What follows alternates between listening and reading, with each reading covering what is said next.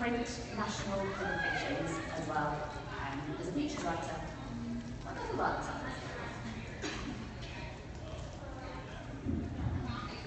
My name is Janet Francis. I am the founder and president of the Daily Deal e-commerce shopping site for women called Steals.com. I started it a little over 8 years ago, or under 8 years ago. We're located out of Salt Lake City, Utah, and ship all around the world. And my handle on Periscope is Janet_Steals, but my name is Janet Francis. And that's it. Hi guys, I'm from the UK too. My name's Victoria Taylor and my Twitter handle is @VictoriaTaylorUK. I have 2 agencies. I have a web agency called Media Create and I have a social media agency called Blend Social. I work with businesses of all shapes and sizes on social media and helping businesses with their websites and SEO to leverage the social sphere effectively. But that role is changing massively since Periscope has come into play. Sorry guys, just trying to find a good vantage point. We share.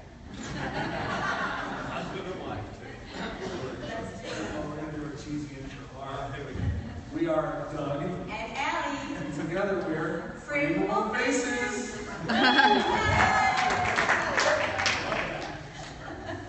So, I'm Allie. I had the idea-ish, I guess, for Frameable Faces, which was more from Allison Cohen Photography in 2000, the year 2000. And it started off in the house, and then 2008. In 2008, just as the recession was hitting Detroit, I decided to open a studio when Doug was losing his job. So when Doug did lose his job, I said, don't go look for another job. Come work with me and let's grow this together. So that's what we did. And we've been doing it in our small brick and mortar. We are a traditional mom and pop shop. We have a retail photography studio in West Bloomfield, Michigan, which is a suburb of Detroit. Allie is the photographer. I'm not.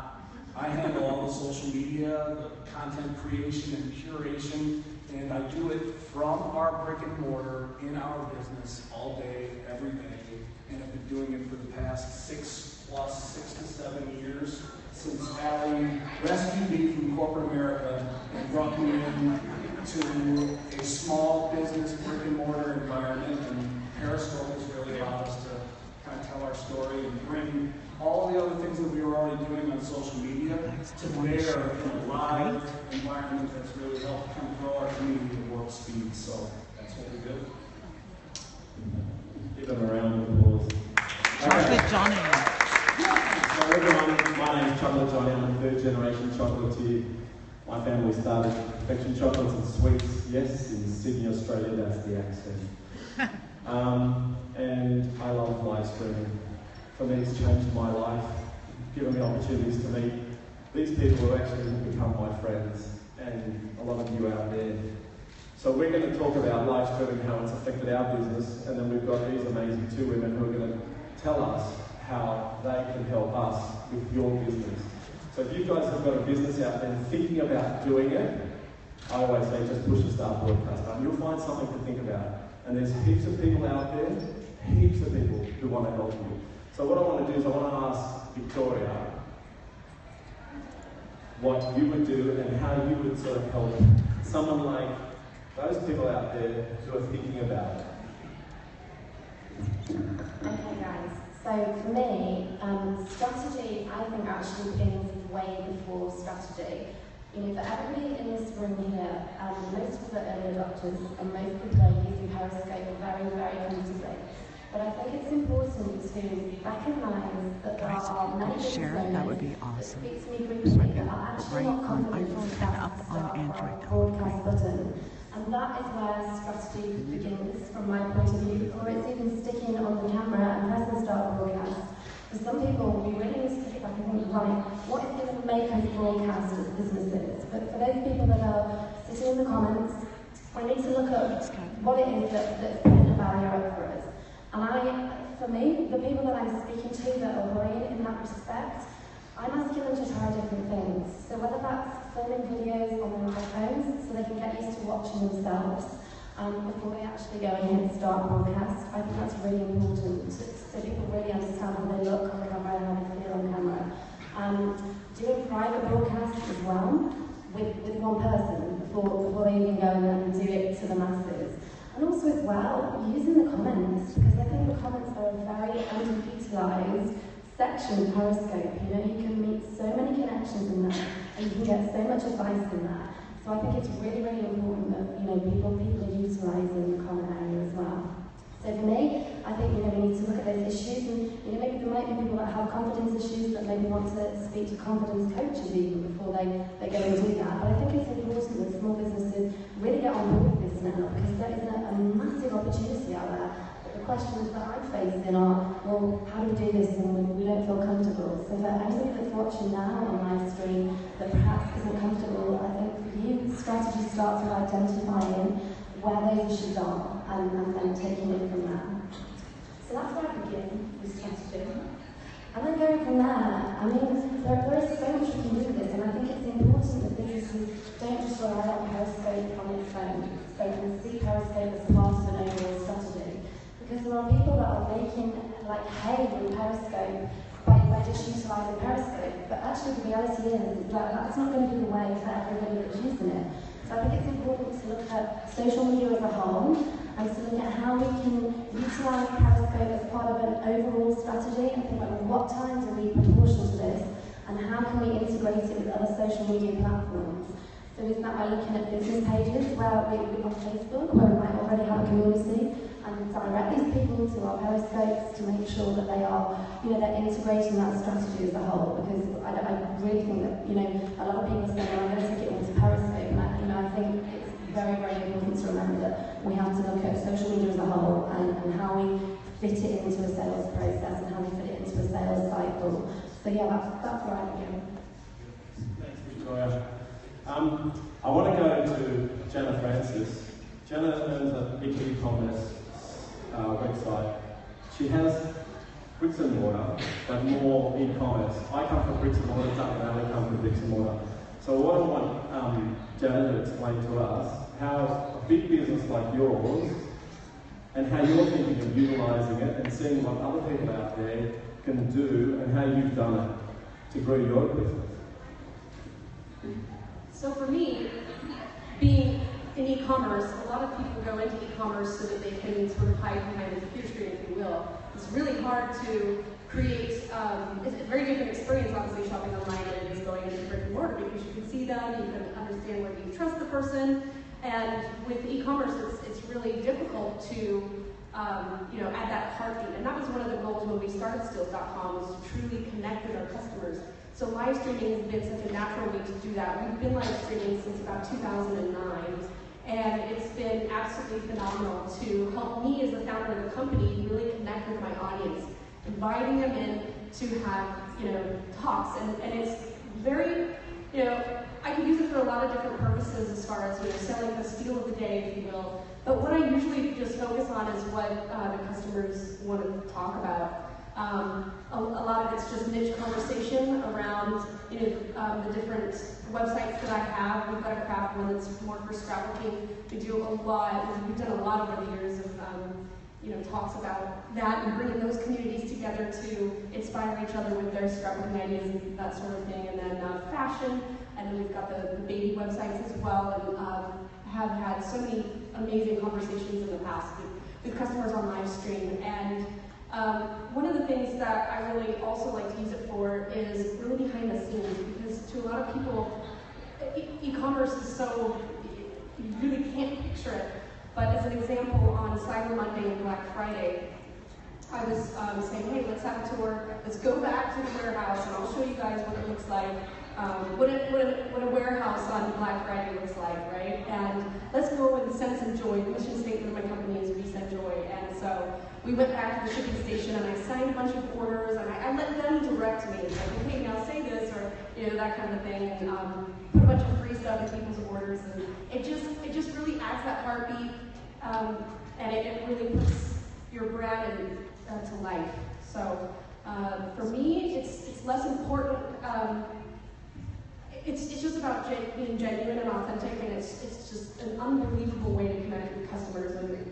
most important for me to get the feedback, the constant feedback, and to really, it's like a virtual focus group, if you will. You know, they're always telling you what it is that they think, and that's one of the ways that we use live stream over the years, is just simply to connect with our customers in a really authentic and unique way. Okay, so we'll look at a different part of the business. We've got a social/media business. So Sam, you tell us how you used Periscope and live streaming, and that story of how you wrote I wasn't going to say that, but a good blog that changed your life, and then how you used it. So for guys out there, if you're not in a retail or bricks and mortar business, if you've got a service business, I'm not using it, but Sam's using it as well. So there's guys out there who think, oh, I've got a service business. No, you can use it as well. Okay, so just to set the record straight, I don't have scope. I'm the only speaker at the Periscope Summit. Security, can you get it together? Yeah, I don't have scope. But back in April, when Periscope first launched, I write a blog, and I was writing a review of Periscope, and it was about 2:30 in the morning, and I'd been scrolling and searching some time, and I couldn't find anything decent to watch. There was a lot of shite on there, and I was, oh god, this is the reviews and the big awful. And then I found this guy who's very famous in the UK. His name is Michael Ford. He's a cricketer, and he daggers from behind me from Johnny. We retained the Ashes in the UK from the Aussies, Johnny Kingston. He's a big deal in the UK, and it was scoping live from a cricket test match in the West Indies. And I watched it and I was like, oh, this is really good. It was brilliant, the content he was producing, and there was like 50 people watching. Obviously, they were using that then. So I used him as an example in my blog post, wrote the post, so I checked his other online presence out and actually put in the post, you know, I think you could align things a little bit more, just do things a little bit differently. If you happen to be reading this, contact me, sort of in a jokey way, tweeted my article out, and he contacted me. And retweeted my article to his million followers that really crashed my website. And then contacted me and said, where from? From that, then I subsequently landed a number of very high profile clients that use my services to represent very high profile sports people online. Wow. So I still don't scope. And she'll never scope, so. And then look, there's an example of not a bricks and mortar business, but someone who's utilised Periscope just for a little bit, and now just has no time to scope because her business has just grown so successfully. So if you're in a service industry and you think, oh, I can't do it, I don't have anything to scope about, just do it. You'll find something. We've all done it. You've got the right people. I've met these people on Periscope. They've helped me. So I want to go to Doug and Ali, who are more my bricks and mortar business, and I want them to tell us how a small retail business can use live streaming and what you've done and how much does it affect your business.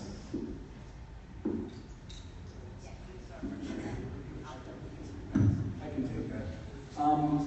When people ask me, you know, how has Periscope helped your business? Have you made money with it yet? How, you know, what are you doing with it? There's really three main points that I usually emphasize. The first one is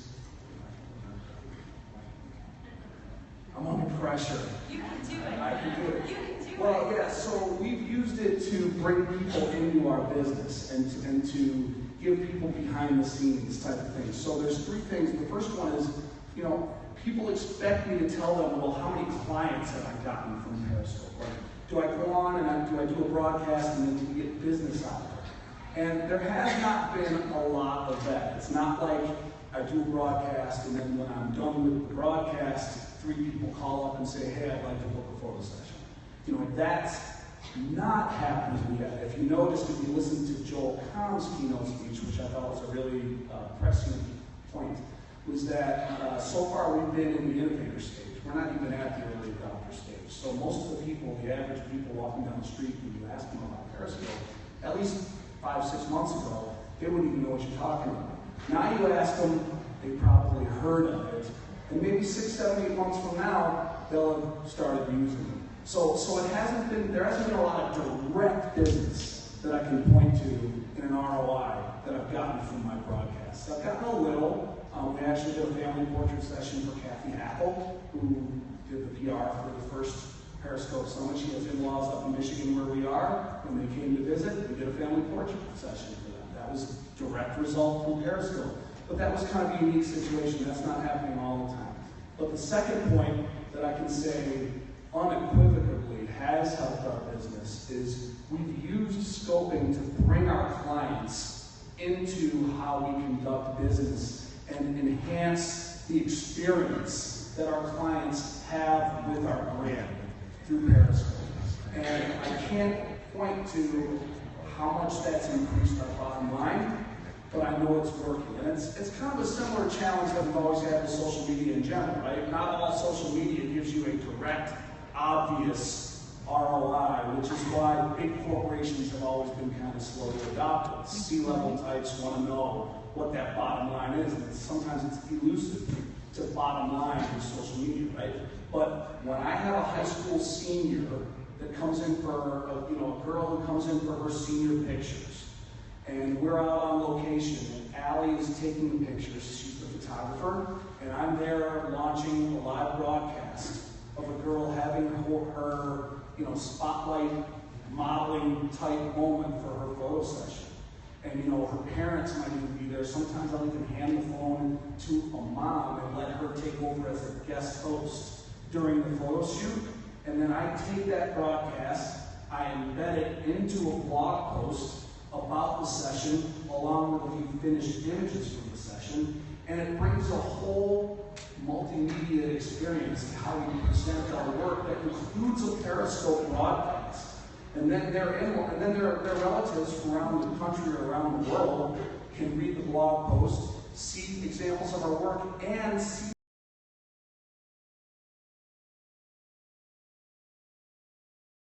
their moment being the focus of a photo shoot.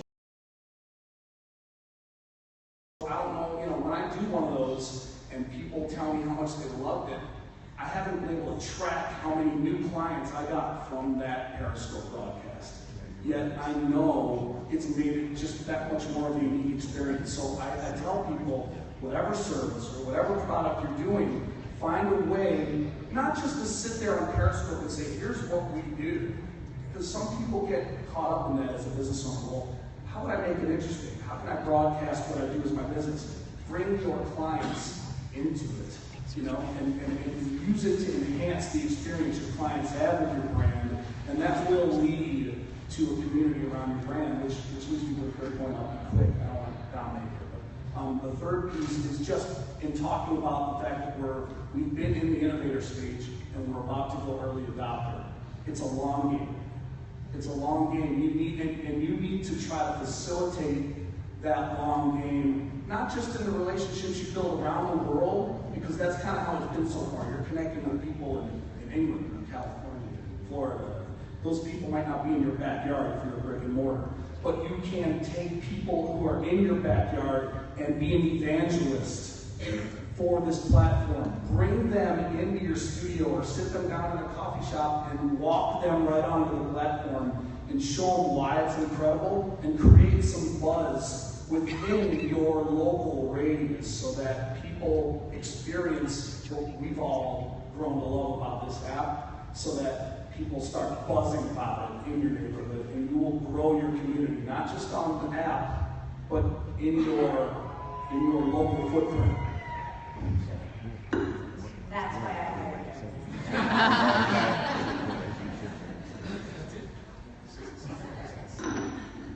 Seriously done?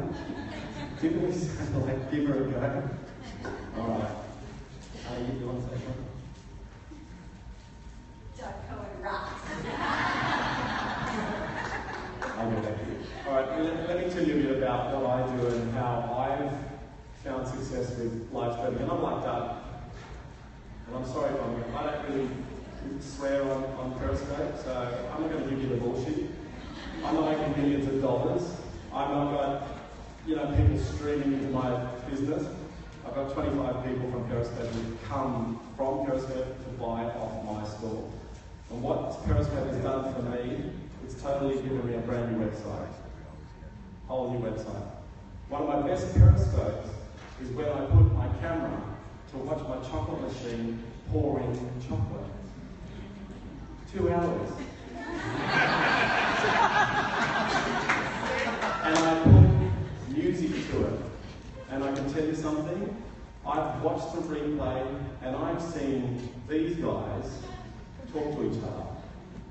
These guys, you become friends. And I'm thinking, that's so cool. And then I looked at it and I said, people have said to me, this is the most just relaxing Periscope. But I want to dive into the bloody thing.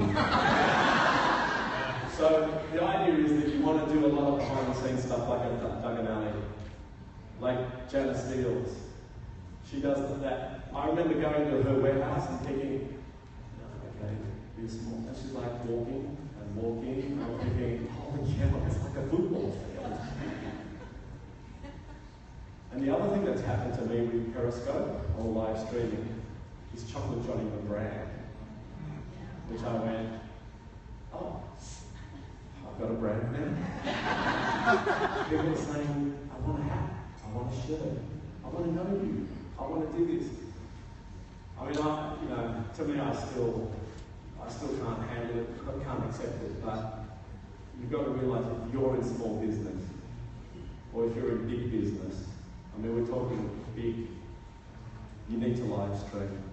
But what I wanted to ask Victoria is about how to integrate it all. And then I want to ask Sam something else. And then what I want to do is open it up so you guys can fire some questions at us and get to the nitty-gritty of this.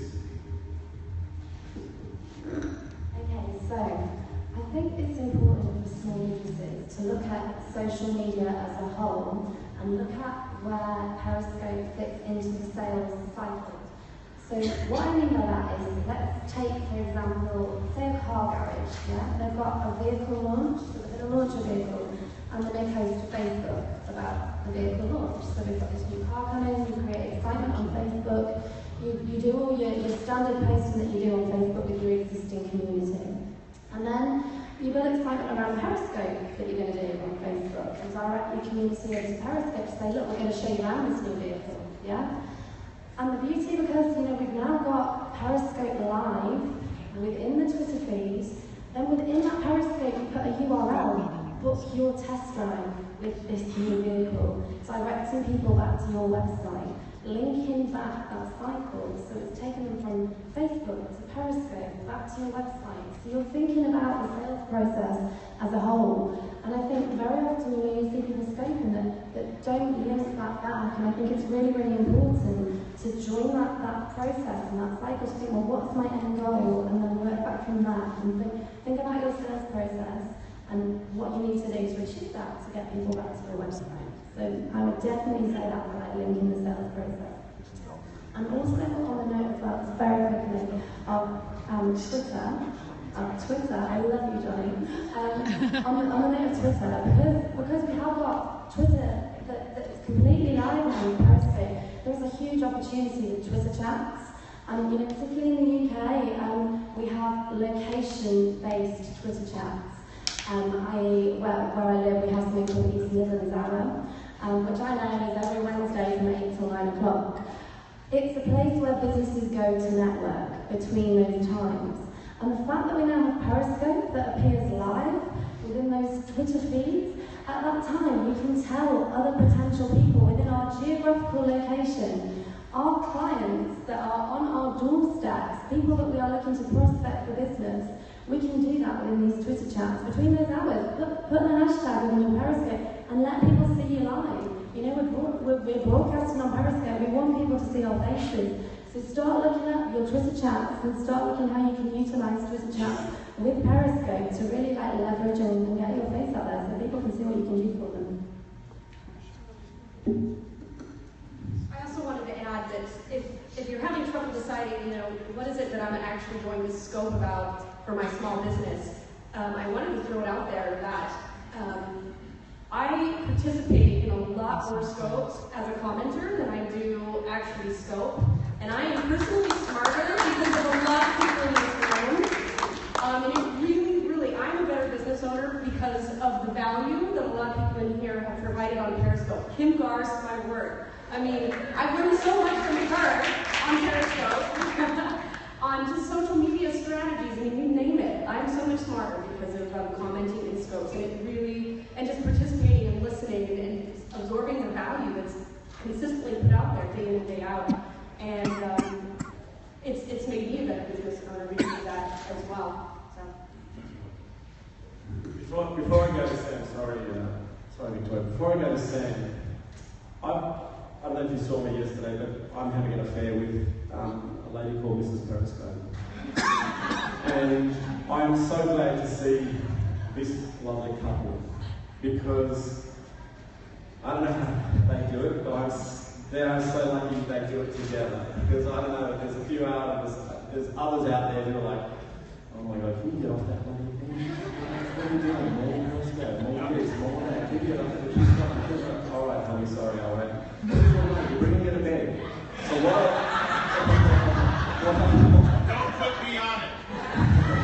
I'll tell you another story when I saw that. This is a family show, mate. But what I want to do is I want to ask Ali how they do it. Because I've got to tell you, you guys rock. I mean, I've got total respect for you both. Because you guys Periscope together, you make us laugh together, you make us love you. So I want to know from you, so you can help me, because Mrs. Chocolate watches me. So we'll see how we go. Okay, so when Doug said to me, I'm going to join Periscope. What's Periscope? And he jumped on it like 2 weeks after, and we'd always been on the same page, which is, I guess, how we work so well together. We have a few so much on Periscopes and that. That's how us Coens roll. But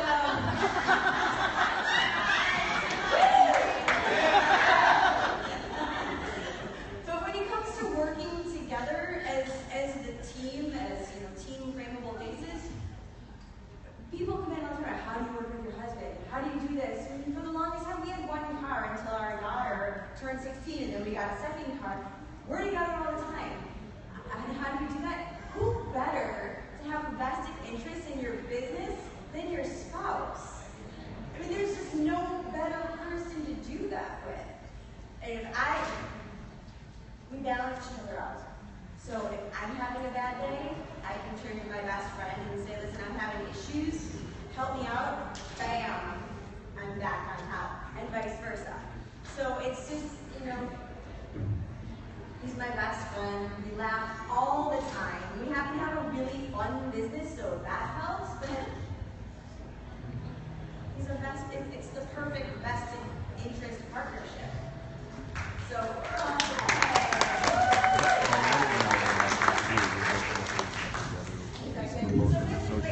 She's not watching because the battery ran out. Just when I handed you out, can we be there later? Yes, bring her on. Mrs. Johnny! Get in on the Periscopes, it's good stuff. She actually trolls me, so she keeps me in line and grounded. Alright, so what I want to do here is we're going to ask Sam a question, and then I want to open it up to you guys to see what you need from us and how we can help you. But Sam, Socially Sam, Chocolate Johnny needs help. How can you help Affection Chocolates and Sweets? But not just me, everyone else. Okay, so everything about your social media as a business, there has to be a return on your investment. If you're spending time, if you're using resources, you're in business, you've got to make money. Like, I don't know about anybody else, but I'm not in business to play it. Like, I actually want to make a living. So for Chocolate Johnny then, he's going to do a Periscope, and I think he should hook up with an influencer who has a good audience, have them there in his chocolate shop, sampling his new range of chocolates that are perhaps shaped in the Periscope logo. And he's got his influencer there, and they're testing the chocolates and they're giving their opinion live on air. But then he's got to sell these chocolates. So he's going to ask his audience to comment what a hell yeah, or yes I want, whatever. He say, would you like this selection of chocolates? And they're all going to say, hell yeah, I want those chocolates because that influencer is loving them, so they must be good. But then he's going to go to his full scope data afterwards, where you can read all those comments back. All those people that say hell yeah, send them a tweet with a link, with a discount code saying, there you go, there's your package, it's ready and waiting, click that link. Straight away you can measure the return on your investment. Was it worth his time, his effort to do all that? It also puts the viewer in that position that they say, yeah, I want that. But there you go. Just click the goddamn button and buy it. you've got, sometimes people make their social media conversions too difficult for the viewer. You've got everyone, nobody has time anymore. Nobody wants to be click into this, click into that, put your name here, do that. And you've also got to get as much data as possible from your social media conversions. So even by just knowing all those people that said, yes, I want that product, retain that data, get them on your mailing list as well, so they might not buy that particular gift that you're offering them, but they might come back again. So you need to be getting them off your Periscope and actually into your mailing list, actually onto your own website, onto your own Twitter, onto your own Facebook business page, because actually, from a brand perspective, Periscope doesn't actually have that much to offer at the moment. It's just a really good tool to use. Everywhere else still has more Facebook. Like, people need to use Facebook for business because it's where the numbers are. Twitter as well, it's integrated to your Periscope. The data is there right in front of you. You can go into your analytics. You can see what your audience is engaging about, their demographics, whether they're male, whether they're female, their age range. So if Chocolate Johnny had an audience and it was all 16-year-old males, well, he's not selling chocolates to 16-year-old males online because they haven't got a credit card to buy it with. So then you perhaps have to look at something a little bit different, or attract more females, middle-aged households with children. There's a credit card in their hand and what to buy. Yeah, there's a lot of neighborhood housewives.